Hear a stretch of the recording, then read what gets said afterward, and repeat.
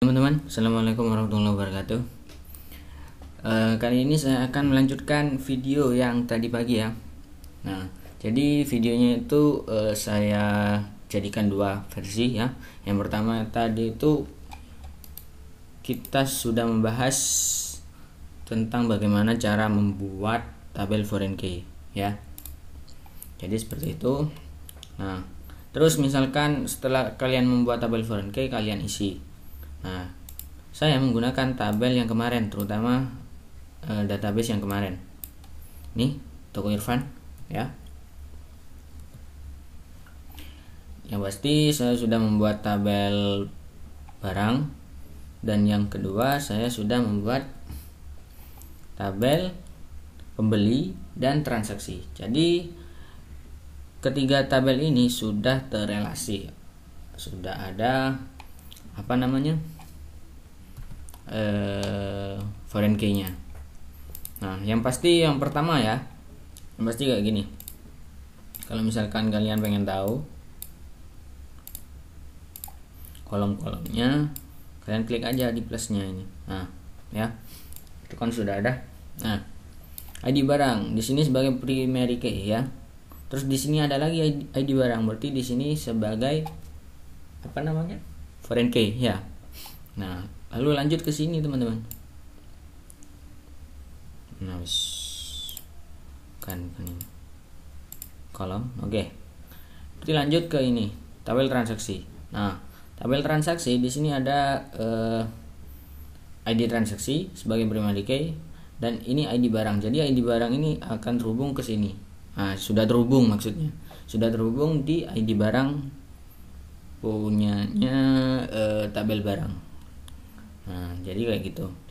Jadi ini sama ini itu sudah terrelasi atau sudah terhubung. Caranya gimana? Ya, tonton video yang saya share tadi pagi. Nah, terus ini di sini ada lagi teman-teman. ID pembeli. Nah, ID pembeli ini sudah terhubung dengan ID pembeli di tabel pembeli. Jadi seperti itu.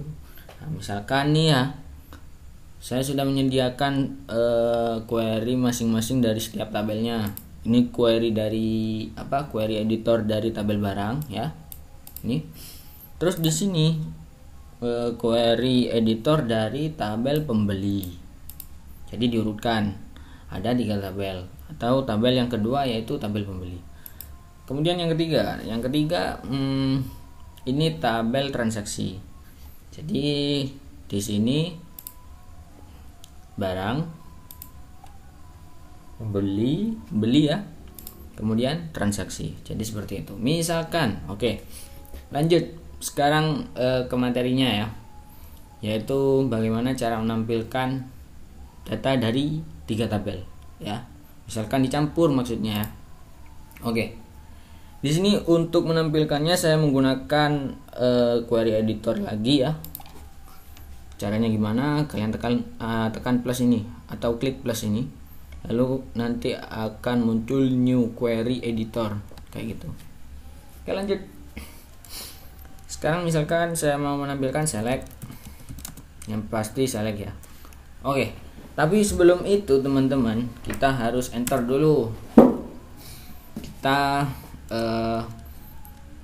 tampilkan tabel-tabelnya dulu supaya enak lah, atau kita mengganti nama tabel menggunakan variabel, misalkan from langsung ya kan, nanti select bintang from kayak gitu. Berarti from di sini maksudnya dari tabel. Nah, tabelnya apa? Yang pertama adalah barang, from barang yaitu sebagai A misalkan ya. Kemudian pembeli ini ya, pembeli sebagai B. Kemudian C-nya yaitu transaksi, yaitu C. Nah, misalkan gini ya. Nah, jadi kita memanggil, misalkan di sini kita menampilkan C ID transaksi. Oke. Dari tabel transaksi. Jadi seperti itu. Kemudian kita tampilkan lagi di sini nama pembeli ya. Ini pembeli. Oke. Nama pembeli ada di tabel B, nama pembeli. Kemudian apa lagi ya? Nama pembeli sudah. Di sini nama barangnya. Gak usah spasi, gak apa-apa teman-teman. Nah di sini setiap komanya itu gak usah spasi, gak apa-apa. Apa tadi guys? Lupa saya. ID pembeli, nama pembeli. Oh, nama barang. Nama barang ya. Koma lagi, misalkan saya mau nampilkan ini tanggal transaksinya. C, tanggal transaksi. Nah, misalkan saya mau menampilkan 1, 2, 3, 4. Oke, 4 query atau 4 field ya. Jadi saya akan menampilkan 4 field. Misalkan ketika kalian sudah menampilkan ini, kalian coba dulu langsung titik koma, bisa enggak? Maksudnya bisa muncul apa enggak? Gitu. Nah, ini bisa muncul. Tapi datanya ini ada 250.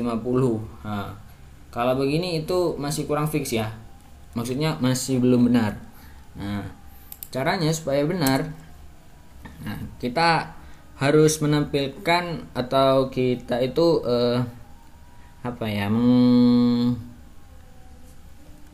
jadi kita itu harus menghubungkan ini query-nya. Query. Apa namanya? Primary key dan foreign key-nya. Nah, misalkan ini ID barang ya. Yang pertama ID barang. Ini sebagai primary key pertama ya. Where primary key pertama yaitu ID barang. ID barang ada di tabel barang. Jadi tabel barang itu menjadi A, ID barang. Oke. Sama dengan jadi ini harus terrelasi. Jadi kalau misalkan kalian langsung titik koma, itu masih belum terrelasi teman-teman. Jadi itu ditampilkan dari masing-masing tabelnya seperti itu. Tapi dijadikan satu. Tapi itu masih belum terrelasi seperti yang tadi itu langsung titik koma ya. Jadi belum fix. Nah, ini nanti sudah terrelasi. ID barang. Where A titik ID barang. Nah, cari foreign key-nya. Foreign key dari ID barang. Foreign key dari ID barang ada di sini ya, pembeli. Jadi pembeli yaitu di B, ID pembeli. Nah, kemudian kalian tambahkan teman-teman, apa lagi yang menjadi penghubung dari ketiga tabel ini? Pertama ID barang. Kok ID pembeli ini? ID barang ya. Nah, kemudian apalagi yang menjadi penghubung, yaitu ID pembeli teman-teman ya.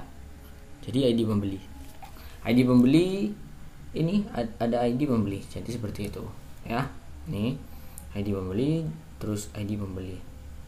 Nah, lanjut B itu kan tabel pembeli, jadi ada ID pembeli.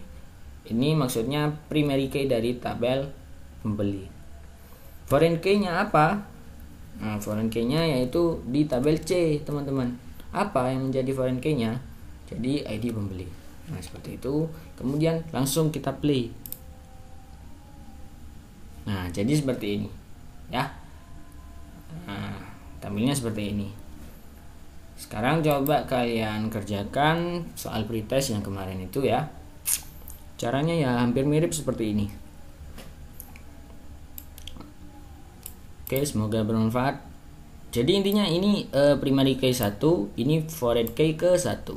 Terus ini primary key kedua, ini foreign key kedua. Jadi seperti itu. Oke, saya akhiri dulu teman-teman. Jadi soal nomor 8 itu di soal pretest caranya ya sama seperti ini. Tergantung field yang akan ditampilkan dan apa yang menjadi acuannya. Oke. Jadi seperti itu teman-teman, semoga ini bermanfaat. Terus belajar ya, dan semangat untuk minggu depan karena sudah mulai ujian sepertinya. Sekian dari saya. Assalamualaikum warahmatullahi wabarakatuh. Sampai jumpa.